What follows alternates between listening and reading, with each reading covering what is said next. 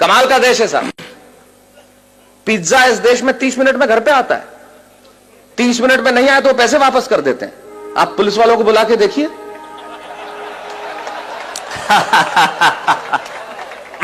ये वो देश है जहां पे 8% में आपको कार का लोन मिलता है और 12% एजुकेशन लोन के देने पड़ते हैं। वाह वाह वाह वाह। कभी सलमान के बालों तो कभी कैटरीना के गालों पे मर गए। आज इस अवसर पे इससे बढ़िया पंक्तियां मुझे याद नहीं आती। क्या बढ़िया बात कहते हैं वो कवि कि कभी सलमान के बालों कभी कैटरीना के गालों पे मर गए, कभी चुंबन कभी चेहरे कभी चालों पे मर गए। ऊपर बैठ के भगत सिंह भी कहते होंगे यार सुखदेव राजगुरु हम भी किन सालों के लिए मर गए। वाह वाह वाह वाह वाह वाह। अमेरिका में एक प्रांत है टेक्सास और वहां एक शहर है ह्यूस्टन। कुछ लोग हां भर रहे हैं। इससे यह जाहिर नहीं हो जाता कि उन्होंने देखा है और इससे यह भी जाहिर नहीं हो जाता कि उन्हें पता है। इससे यह जाहिर होता है कि आदमी समझदार है और सामने वाले को यह जताना जानता है कि मैं जानता हूं। तो टेक्सास में ह्यूस्टन शहर में जब मैं काव्य पाठ कर रहा था और काव्य पाठ करने के बाद जब मैं बैठा तो बैरागीदार जैसे लोग मिलते हैं आके मिले और कहने लगे माइक पे खड़े होकर बहुत चिल्लाते हो कि हमारा हिंदुस्तान ऐसा है, हमारा मुल्क ऐसा है, हमारा देश ऐसा है, हमारा देश वैसा है। आखिर तुम्हारे देश में रखा क्या है? यकीन मानिए मेरे मन को बहुत चोट पहुंची, बहुत पीड़ा हुई। मेरी जगह आप होते तो आपको भी चोट पहुंचती, बहुत पीड़ा होती। लेकिन मेरा दर्द सुनना साहब, मुझे चोट इसलिए नहीं पहुंची कि उसने मुझे यह कहा कि तुम्हारे मुल्क में क्या रखा है। मुझे पीड़ा इसलिए हुई कि कहने वाला लड़का खुद एक हिंदुस्तानी था जो सारी उम्र यहां पला, यहां बड़ा, इसकी माटी में राज, इसकी शिराओं में हिंदुस्तानी पिता का रक्त और जिसकी धमनियों में हिंदुस्तानी मां का दूध बहता हो, वो किसी दूसरे मुल्क में जाके अपने ही मुल्क वाले से यह कहे, एक हिंदुस्तानी जब दूसरे हिंदुस्तानी से यह कहे कि तेरे हिंदुस्तान में क्या रखा है, तो चोट पहुंचना स्वाभाविक था। तब मुझे महाकवि कन्हैयालाल सेठिया जी की एक कहानी याद आई और उस कहानी को मैंने कविता की आत्मा बनाया। क्यों मुझे पीड़ा पहुंची, क्यों मुझे कविता लिखनी पड़ी? कन्हैयालाल जी लिखते हैं कि लोहा और सोना आपस में बात कर रहे थे, तो लोहे ने सोने से सवाल किया कि यार तू सोना है, मैं लोहा हूं। आपस में बातचीत शुरू हो गई तो सोना लोहे को कहने लगा कि यार लोहार तुझे बनाने के पहले ठोकता पीटता है, सोनार मुझे बनाने के पहले ठोकता। आप पढ़े लिखे लोग हैं, आग में तपा के ठोका जाता है, लेकिन जब तुझे लोहार ठोकता पीटता तो तू बहुत आवाज करता है, मैं तो चुप रहता हूं, ऐसा क्यों? लोहे ने जो जवाब दिया वो मेरी कविता की जमीन है। लोहे ने कहा तो ठीक कहता है सोने, सुनार पीटता है तुझे लोहे की हथौड़ी से जो तेरी कुछ नहीं लगती, मैं लोहा हूं, मुझे जिससे पीटा जाता है वो लोहा है, और जब अपना अपने को पीटता है तो चीख तो निकलती है। वाह वाह वाह वाह। मेरी कविता अपने ने अपने को पीटी गई चीख की कविता है। जब एक हिंदुस्तानी दूसरे हिंदुस्तानी को यह कहे कि तेरे मुल्क में रखा क्या, अरे उन्हें मालूम क्या है कि मेरे मुल्क में है क्या? हमारे मुल्क में मधु कोड़ा है। वाह वाह। है एक भी लीडर ऐसा? सूर्यवंशी 38 वर्ष की उम्र में 4000 करोड़।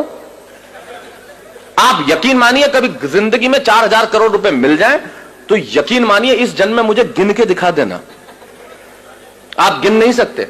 ये हिंदुस्तान, ये हमारा देश है, हमारे यहां कमाल की चीज है। हमारे मुल्क में क्या रखा है, बहुत जबरदस्त। जैसे आपका इंदौर का ट्रैफिक, मैं अभी एयरपोर्ट से आ रहा, राजवाड़ा के आगे मेरी कार के आगे आदमी हाथ साइकिल पे यूं किया फिर यूं कर दिया। मैंने कहा इसका क्या मतलब? बोले पहले मुड़ना था फिर कैंसिल कर दिया।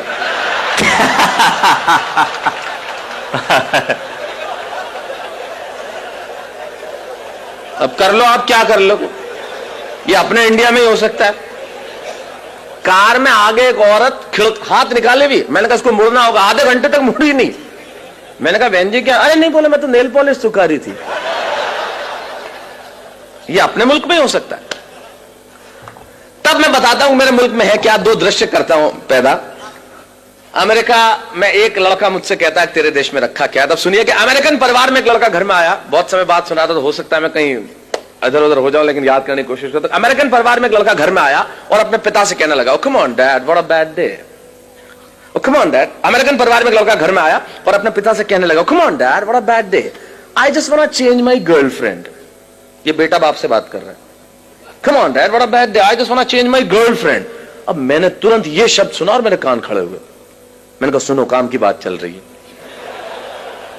मैं रेगिस्तान का निवासी, वैसे ही सूखाग्रस्त इलाका, तो ऐसे शब्द सुनने में बड़ा अच्छा लगता है।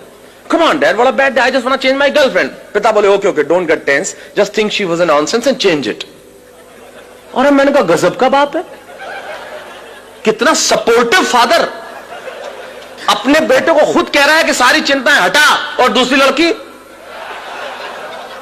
मैं आपके जनरल नॉलेज को प्रणाम करना चाहता हूं और जिस भाषा की अशोक भाई साहब बात कर रहे थे, हिंदी साहित्य आपका बरसों तक ऋणी रहेगा। आपने जो शब्द सौंपा है, संवेद स्वर में सैकड़ों लोगों ने जो एक साथ कहा है, पटा। मैं किसी और शब्द का भी प्रयोग कर लेता, लेकिन जब आपने कह दिया तो वैसे अच्छा एक बात है, इस शब्द का कोई तोड़ भी नहीं है, हो ही नहीं सकता। जो परिश्रम, जो मेहनत, जो पसीना पटाने में है, वो किसी और शब्द में आई। आप पटाने में मतलब आप प्रक्रिया नहीं समझे, मैं शब्द की बात कर रहा हूं, वो किसी और शब्द में आ ही नहीं सकती। मैंने अंग्रेजों को कहा, तुम हमारा क्या खा के मुकाबला करोगे बताओ, तुमने हमारी जोड़ के शब्द ले आओ बस। बोले क्यों? मैंने कहा तुम चेहरे को अंग्रेजी में क्या कहते हो? बोले फेस। मैंने कहा थोबड़े को बताओ। बोले पत्नी को अंग्रेजी में क्या कहते हो? बोले वाइफ। मैंने कहा लुगाई। मैंने कहा तुम मुकाबला कर ले बस हमारा, कहीं से मुकाबला करके बता दे कि तू क्या करता है। मैंने कहा तुम्हारा किसी से मतलब तुम्हारा किसी से मोहब्बत हो जाए तो क्या बोलते? बोले अफेयर। मैंने कहा लफड़ा। बोल। मैंने कहा तुम अगर कुछ पियोगे तो क्या बोलोगे? बोले आई विल ड्रिंक लस्सी। मैंने कहा जा इंदौर में, बोले एक गिलास लस्सी हेड़ ले। तेरा बाप नहीं ला सकता है शब्द, हमारा मुकाबला कर सकता है क्या? कर ही नहीं सकता। फिर मैंने कहा हमारी पत्नी रोज उठ के हमसे एक वाक्य बोलती है तो उसका अंग्रेजी में अनुवाद कर दे, मैं गुलाम हो जाऊंगा तेरा।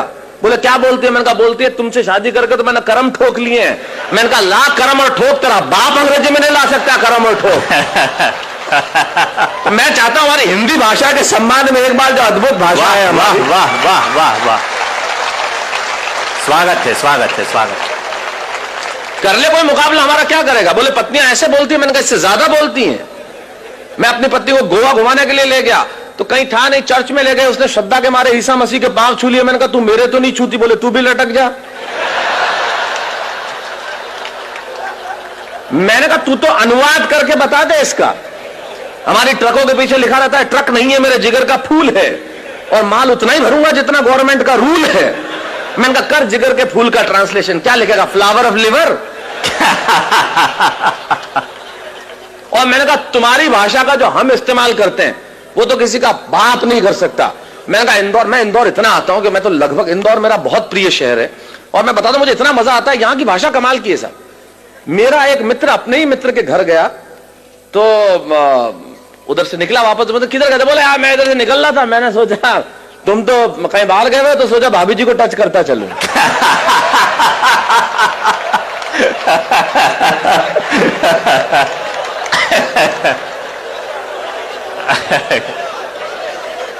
ये हम कर सकते, ये हमारी भाषा का। सारी दुनिया के भाषाओं को जब हमने हाथ फैला के बुलाया है और जो उसे सौहार्दपूर्ण स्वीकार करके जो मोहब्बत दी है वो कोई दे सकता है?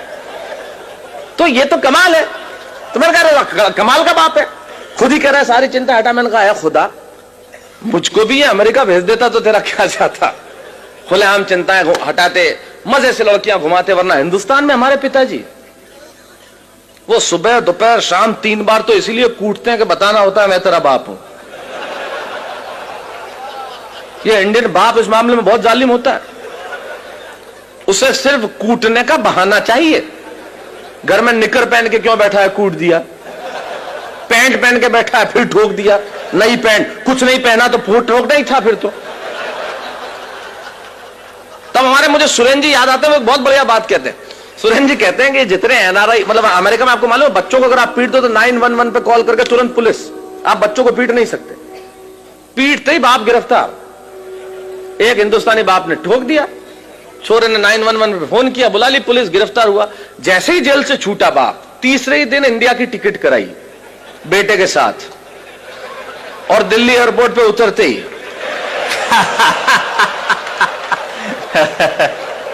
नहीं, इससे यह जाहिर नहीं होता कि, इससे यह जाहिर होता है कि एनआरआई हर साल इंडिया आते क्यों हैं। वाह वाह वाह।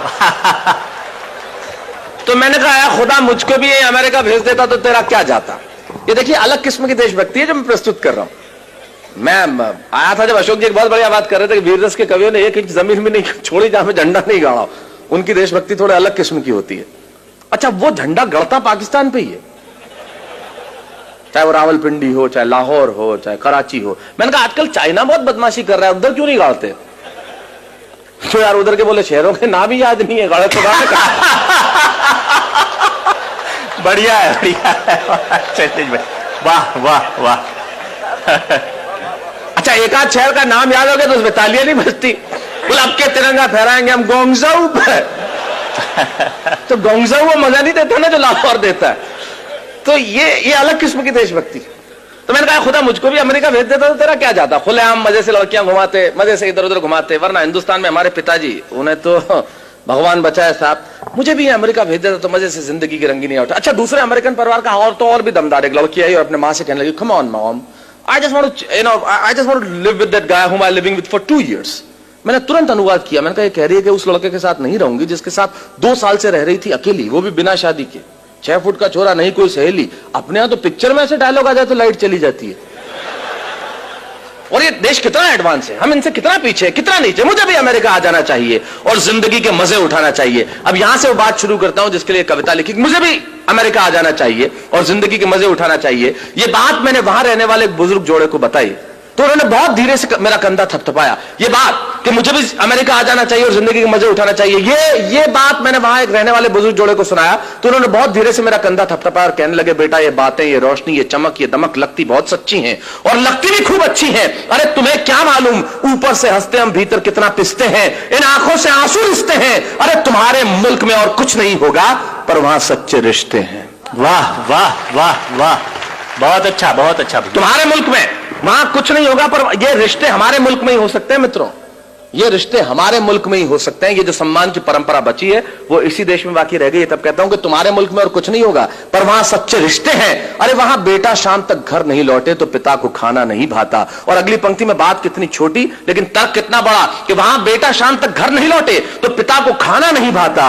और इतनी तमीज तो है कि छोटा छिप जाएगा लेकिन बड़े के सामने सिगरेट नहीं पी पाता। इतनी तमीज तो है कि छोटा छिप जाएगा लेकिन बड़े के सामने सिगरेट नहीं पी पाता। और बहन जब विदा होती है ना तो आंखों में आंसू सच्चे होते हैं और घर घर में पांव छूने वाले छोटे बच्चे होते हैं। मित्रों यकीन मानिए एक बात इन कवियों की उपस्थिति में कहना चाहता हूं, जो चीज हमारे पास है शायद उसके होने का एहसास हमारे पास नहीं है। मैं एहसास कराने के लिए आया हूं कि हमारे पास क्या है जो दुनिया के पास हो नहीं सकता।